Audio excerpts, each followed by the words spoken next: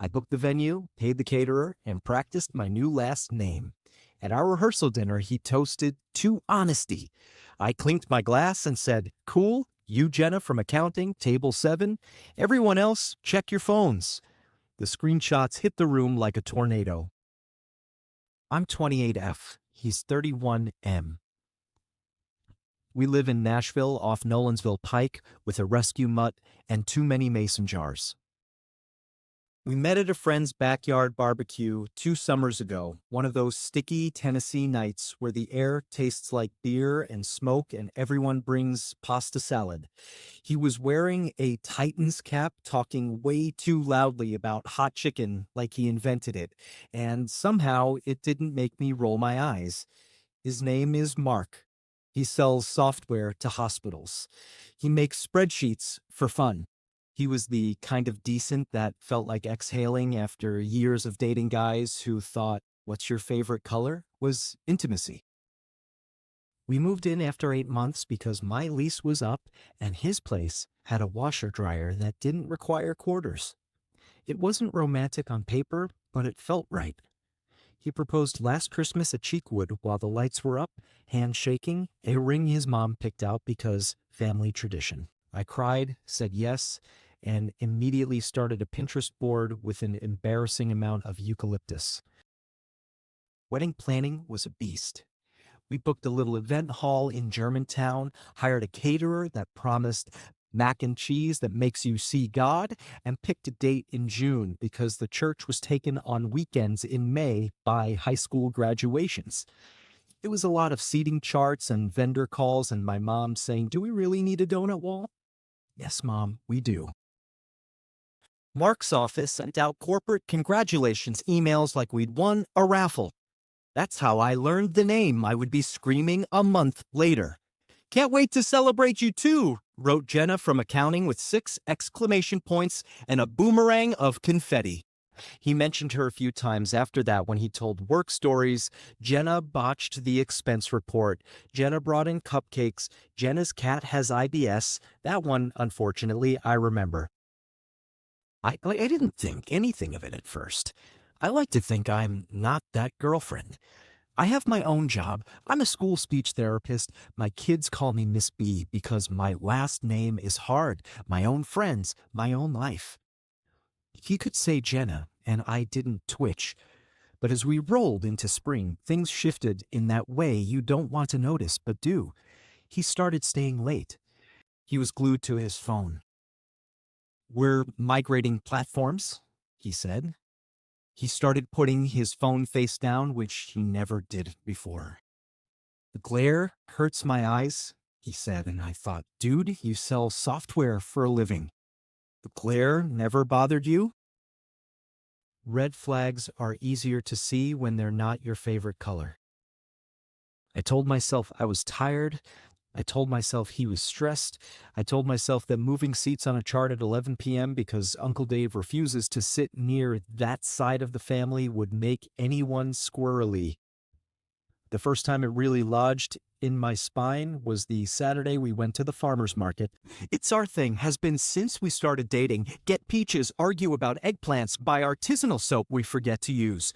We were picking tomatoes when his phone buzzed.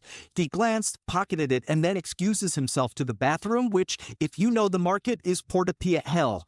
He was gone 15 minutes. When he came back, he smelled like my shampoo. When I looked at him, he looked at the exact wrong place, my forehead. My friend Lauren calls it the "can't meet your eyes because they might be a mirror" look. I filed it under. Things added up. He suggested we move the wedding a month earlier to get it over with, which I pretended not to hear, and then decided he meant because he's excited. He got weird about my bridesmaid, Maddie, asking about his groomsman, Liam, and changed the subject in a way that felt not like jealousy, more like diversion. He said he wanted a small bachelor thing, just the guys at a cabin, and returned with a scraped knuckle and a new knife he didn't need. When I asked about the scrape, he said he tripped over a cooler. The cooler lives in our garage and has never injured anyone. Relief came in exactly the form it usually does: someone with nothing to lose. and receipts. On a Wednesday 2 weeks before the wedding, I was home with a headache and middle schoolers bouncing off walls in my brain. I was on the couch watching Ina Garten hum to herself about lemons when my phone pinged. Unknown number. You don't know me, it said. I'm Jason. I'm Jenna's boyfriend. This is going to sound insane. My stomach went cold. He sent photos. He sent screenshots. He sent a video of Mark and Jenna in a booth at a bar off Broadway on a Monday night when Mark had told me he was at team trivia, his hand on Jenna's knee like they'd known each other for years. A text from Mark at 11:24 p.m. I wish you were here. Her reply, I wish I was in your bed. Then a very graphic thing I don't need to type because I'll go blind. I scrolled until my thumb went numb. Jason said he'd found them by accident. Jenna had left her laptop open. He saw pop-ups, and the universe took pity on him, if you can call it that. He said he didn't trust Bobby at the office, whoever that is, but he trusted me because I'm the one with the whole wedding on the line. I didn't cry. Not then. I read everything twice, set my phone on the table, and Mila, our dog, put her chin on my knee like she does when she wants a treat. I fed her a baby carrot and then called Lauren. You want me to slash his tires? She said. No, I said. Okay, she said. Do you want me to bring wine? Yes, I said. And your printer. Lauren came with a bottle of Cabernet and her portable cannon like an angel of petty vengeance. We printed the texts, we printed the photos, we put them in a nice little folder marked seating chart notes because if I was going to be humiliated, I was going to be neat about it. I sat with it for a night like a hot stone. I did not confront him immediately because I am my mother's daughter and my mother believes in timing. I know that will upset some people. You should have told him instantly. Maybe. I wanted him to look at me at the rehearsal dinner in the room where both families would be and make a choice in front of witnesses. He's a salesman. He's slippery one-on-one. And also, a mean part of me wanted him to feel small in public the way I would have when everyone learned he'd made me a joke. The next day I went to work. I hugged a third grader who smells like crayons. I drove to Target and bought a fan because our AC is half-hearted. I smiled at the cashier too much and she looked scared. I went home and cooked chicken with lemon. I watched his jaw flex while he pretended to watch basketball. Big day tomorrow, he said, meaning the rehearsal. You ready to be my wife? I looked at his face the way you look at a shirt you accidentally dried too hot, familiar, shrunken, not what you thought you had. I'm ready for something, I said. Nashville did what it does. Got humid, rained for 10 minutes, cleared up. We drove to the rehearsal in separate cars because he said he had to pick up his tux after. The hall looked beautiful in that half-light before a party. My mom had on lipstick. His mom had an emerald brooch and the expression of someone who thinks she invented being right. His brother had a tie on wrong. My dad fixed it with the ease of a man who has cut 3,000 pieces of wood exactly to the right length. We did the walkthrough. I watched Mark look at me like a man in a stock photo labeled Successful Future. Jenna was there, by the way, because of course she was invited as work family. She had a dress that said cool girl at a funeral. She waved at me like we were sorority sisters. At dinner, the toast started. My maid of honor told the story of our drunk IKEA trip.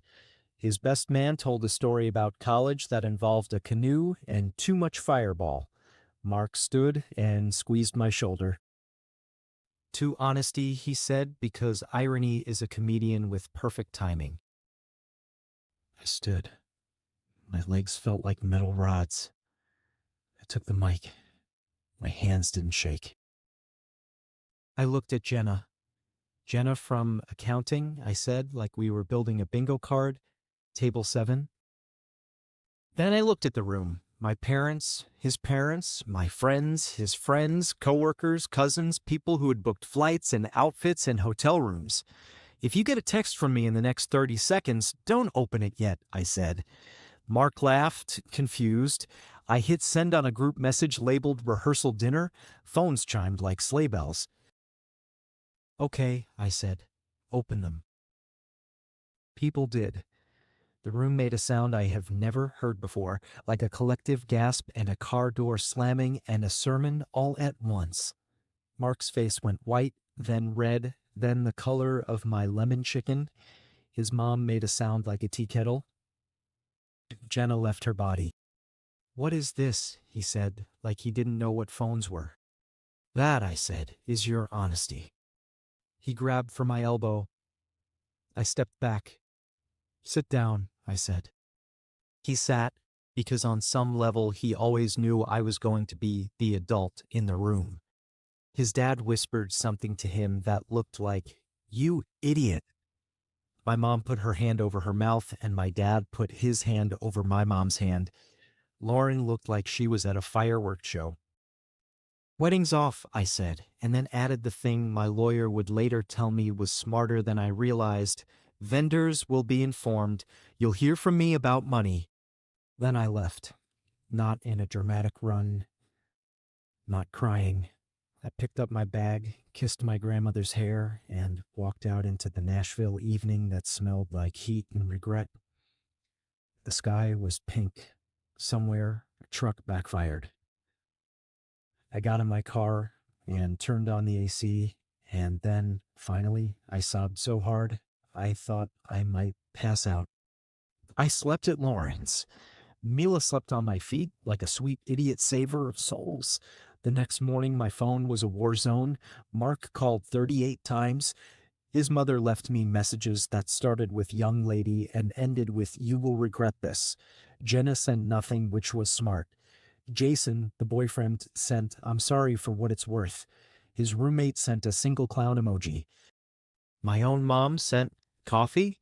I went to her house in East Nashville, where the porch squeaks and the coffee is always too strong.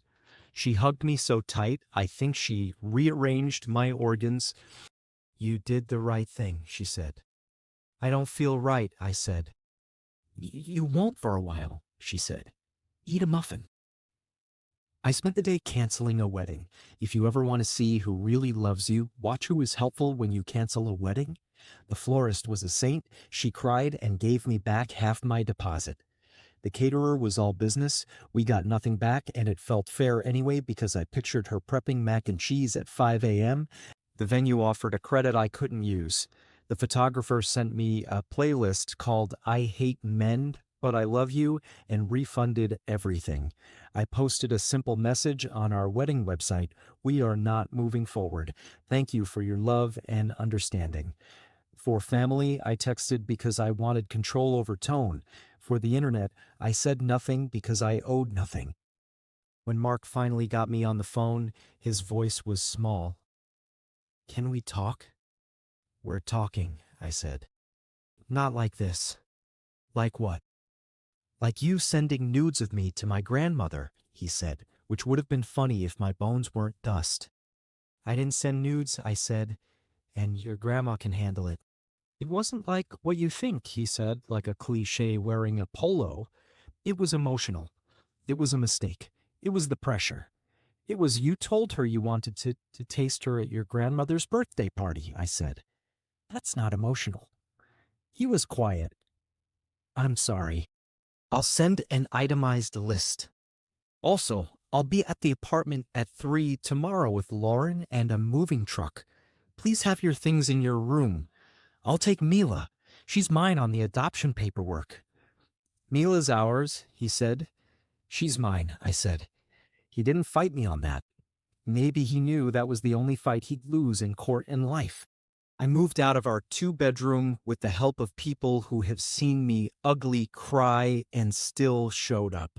We loaded my books, my plants, my downtown thrifted dresser, the kettle he loved but I bought, the framed print of a Dolly Parton quote. He tried to talk in the hallway. I said I didn't want to. He tried to reach for Mila. She tucked behind my legs. My landlord's kid rode his scooter past us and yelled, "Are you guys breaking up?" like a Greek chorus in Crocs. At Lauren's, I slept and ate and tried to remember my own name. I went to work and told my principal I needed 2 days, and she hugged me in a way teachers hug in break rooms, brief and fierce. I told my students Miss B is sick because 8-year-olds don't need adult mess. Mark paid the deposits. That surprised me. His mom didn't. She texted me a 700-word message about forgiveness and marriage is hard and boys will be boys that made me want to peel my skin off. I blocked her. I blocked his brother when he sent a meme about cold feet. I blocked his best friend when he sent, "He messed up, but you're being dramatic." If you don't want me to be dramatic, don't turn my life into a drama. Jenna got fired? That's the question everyone asks. The answer, no. This isn't a Hallmark movie. HR doesn't fire you for having terrible taste. She left, though, 3 weeks later, whether by her own choice or because office gossip is a slow death. Jason dumped her. He sent me a photo of a cardboard box and her name on it like a trophy. I didn't know what to say, so I sent back a thumbs up. He replied with LOL and then silence. Men. I found a new apartment fast, a little one-bedroom in a complex with a pool where an HVAC unit rattles and the neighbor below me practices trumpet at weirdly respectful hours. I bought a rug that looks like spilled paint. I bought new sheets that I slept in sideways because I could. I went to Hattie B's with Lauren and ate hot chicken that made me sweat like a sinner, and it felt like church. I kept thinking about the rehearsal dinner. People messaged me for days, "You're a legend. I would have fainted. You have the backbone of a steel beam." I didn't feel like any of those things. I felt like a person who survived something stupid on a Thursday. Updates update 1, 4 days after the noise quieted. Mark sent me a long email titled, "We can fix this." It included bullet points. I kid you not, counseling, no contact with Jenna, phone transparency, groveling. He really wrote groveling like an objective KPI. I didn't reply. My mom made me lasagna and left it on my porch because she said she didn't want to see me like this, and then she cried in her car and texted me that she's sorry. My dad came by to fix a cabinet door that squeaked, even though it didn't really squeak. He said, "I don't have advice, I just have a drill." It helped more than advice. Work was wild for a second. Someone's aunt had apparently seen the text pack because people share things like they're passing notes in church. A teacher I barely know whispered, "I would have killed him," by the laminator. I said, "I won't." My kids asked if I got a haircut. I did not. I blocked Mark. That felt like taking a pebble out of my shoe. I blocked him on things I didn't even know I had. I told his best friend to stop contacting me. He replied with a string of emojis and then, "You'll regret this." I put his number on silence unknown callers. I saved his mother's voicemail, "You will not talk to me like that," and played it for Lauren, and we laughed until we cried again. Nashville sentence, got stuck behind a tractor on a 2-lane road on the way to my therapist, and it felt like a metaphor. Update 2 weeks after therapy. I found a woman named Gretchen who has a plant named Mort and laughs like a bark. She said the thing I didn't want to hear and also accidentally needed. He didn't become a cheater when he met Jenna. He became a cheater when he decided you'd carry both your pain and his and still say thank you. I said, "What do I do with that?" She said, "Put it down." Easier said than done, but I'm practicing. Jason, the ex, texted me a video of Jenna leaving the office with a box, hair, and a messy bun, looking like all of us when we've had enough. He said, "Closure is weird." I said, "Yep." He asked me if I wanted to get a drink as friends. I said, "Not now." He said, "Fair." Mark tried to show up at my apartment. The front office called because they're saints who eat donuts with us on Saturdays. There's a guy here who says he's your fiance. They said emphasis on says. I said, I don't have one of those. They asked if I wanted them to call the police. I said no, just tell him to leave. Small USA local sentence. Went to Kroger for one thing and left with 10 because the yellow tags made me lose my mind. Update 3, 1 month after the ache got less loud. I went to a sounds game with coworkers and yelled at a man in a banana costume racing kids around the bases. I bought a cheap folding chair and took it to the park and read for 2 hours like I wasn't supposed to be anywhere else. I blocked the entire concept of wedding Pinterest. I took the ring to a jeweler and learned it was not entirely what we were told. This stone's not a full carat, he said. Something in me unclenched. I sold it on consignment, used the money to pay off my credit card, and buy a sofa that doesn't squeak when you breathe. Mark emailed again. He said Jenna was telling everyone I was abusive because I confronted him in public, and it made my whole body go cold. I forwarded it to Gretchen, who said that's called Darvo. Deny, attack, reverse victim, and offender. Not your monkey. I replied to Mark once with a very short note. Any further contact should be through counsel. He replied with, wow. I ran on the greenway and saw a deer and cried for reasons that had nothing to do with deer. People minding their own business is a love language. Update 4, 2 months after I ran into his mom at Publix by the bakery. Of course. She looked at me like I was an old shirt she can't throw away but resents. We had such hopes, she said, like a villain in a British movie. I said me too, because sometimes the least combustible thing you can say is the truth. She said marriage takes work. I said cheating is not work. She said boys, and I held up a finger like a crossing guard and said nope. I left my card in the bread aisle like a coward and went to Walgreens for boxed muffins instead. Jason and I did get that drink. It was weird and not romantic and exactly what I needed. We compared notes like detectives after a case. He said the worst part wasn't the sex, it was the whole time she was planning their future on my timeline. She'd pin ring styles while lying in my bed, he said. I said, he Googled best excuses. We toasted to dodge bullets and paid the check and didn't exchange a single flirty look. There's a hunger for narrative that wants us to kiss. Sorry. Real life is duller and kinder. I went home for the 4th and watched my dad burn hot dogs on a Weber and my mom hand out popsicles to neighborhood kids with the authority of a queen. Small local sentence, sat on a folding chair in the driveway, waved at people I went to high school with who live 3 streets over now. Update 5, 3 months after, word got back to me that Jenna moved to Charlotte. Someone posted a photo of her at a brewery with a caption about new beginnings. Good for her, I guess, in the way that I don't actually extend enough energy to have an opinion. Mark started dating someone new, according to a mutual friend who can't help herself. I felt nothing, which is not a moral achievement, just time. I thought about dating. I downloaded Hinge and then stared at the prompt "I'll fall for you if" and felt like I was taking a test in a subject I don't believe in. I wrote, "You bring me a Diet Dr. Pepper without asking," which is true, and had a coffee with a guy who told me within 5 minutes he's brutally honest. He wasn't. He was just rude. I went home early and made pasta with butter and Parmesan and watched 3 episodes of a show about people renovating vans. Mila caught a squirrel. She didn't kill it, but she scared it so badly it ran into a bush and then sat there breathing like me after stairs. I apologized to the squirrel and it blinked at me judgmentally. Update 6, 5 months after the rehearsal dinner scene went viral. Someone's aunt told someone's friend who posted a "You Go Girl" thing on Facebook that got screenshotted to Twitter and then to Reddit, which is probably how some of you found me. I didn't post the texts. Someone else did, which I wouldn't have done. I got messages from strangers saying, I'm proud of you, and I did the same thing, and I wish I had.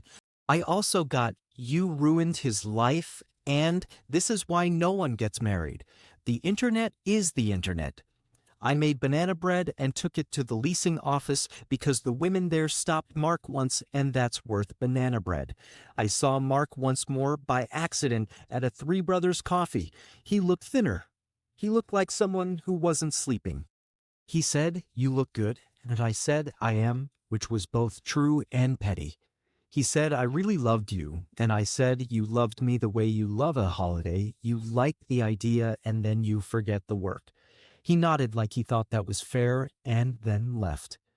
I sat there for a minute and then texted Lauren, saw the ghost. She replied, "Did you shoot him with salt?" A small USA local sentence, stopped by Buc-ee's on the way to see my cousin in Knoxville and got lost in the beef jerky wall like it was a museum. Update 7, 6 months after I adopted a second plant, which feels like a dangerous hubris, but I'm living wild. My landlord replaced the HVAC, and for the first time in months, my apartment feels like a place where humidity goes to die. The trumpet guy downstairs learned a song all the way through. Progress is a slow kind, but it's kind. People ask, do you regret doing it the way you did? I don't. It wasn't about revenge. It was about not letting him spin it.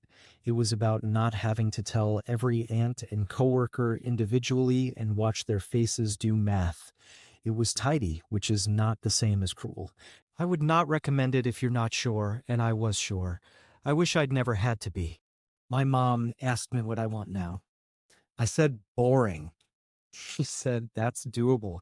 I want to drink coffee on my porch and play fetch with my dog and teach kids to make their sound. And maybe if the universe is feeling generous, meet someone who makes me laugh like I'm trying not to.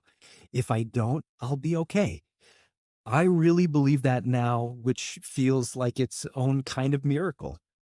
Update 8, 9 months after the someone might be a barista who remembered my order and also that I hate foam. His name is Eli. He has a chipped tooth and a laugh that sounds like wind chimes. We've gone on 4 dates.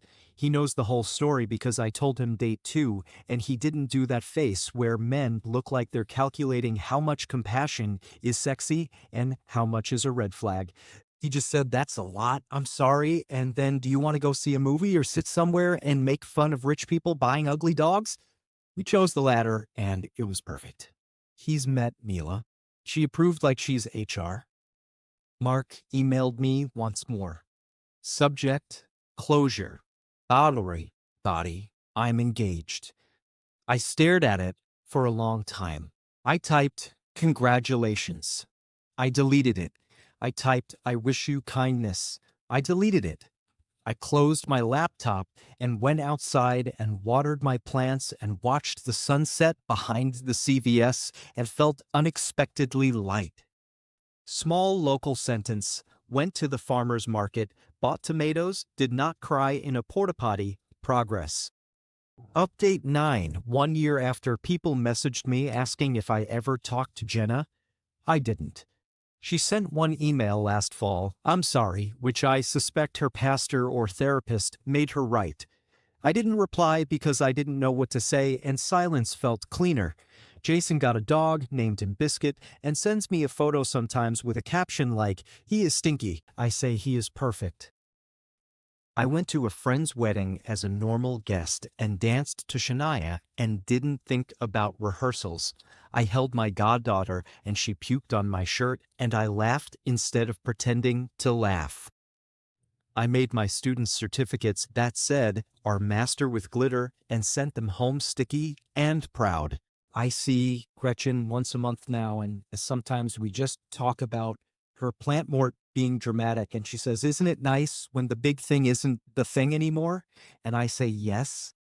Final, small, USA local sentence, sat in traffic on I-40 behind a guy hauling a grill and a couch, windows down, radio on, and for once, I wasn't in a hurry. Final update, 18 months after Eli is still around. He says he loves me like he's surprised to be allowed to say anything important out loud. I say it back with less fear each time. He knows my worst day and still sends me a text at noon that says, drink water like I'm a plant he cares about. We're talking about moving in after his lease is up, and I said, I don't want to combine everything right away. And he said, cool, my couch sucks anyway. I laughed. I didn't think I'd get to laugh like this again. Not because the universe owes me, but because I'd forgotten what it feels like to trust the ground. I'm not a legend. I'm a person who did a big thing in a room full of people because the alternative was death by 1,000 little things. I'd rather take one big cut than bleed slow. If you're reading this while your stomach is somewhere near your knees because you found something on a laptop you didn't want to find, I'm sorry. You're not crazy. You're not dramatic. You are the keeper of your own dignity. Do what lets you sleep. And if you can't sleep yet, drink water, pet a dog, go to a farmer's market when the tomatoes are good, let a friend bring over a printer and a bottle of red, and know there is a day coming where you will sit at a stoplight, sun through the windshield, radio low, and you won't think about it for a whole song. That day sneaks up on you like a breeze. It's war. The waiting for,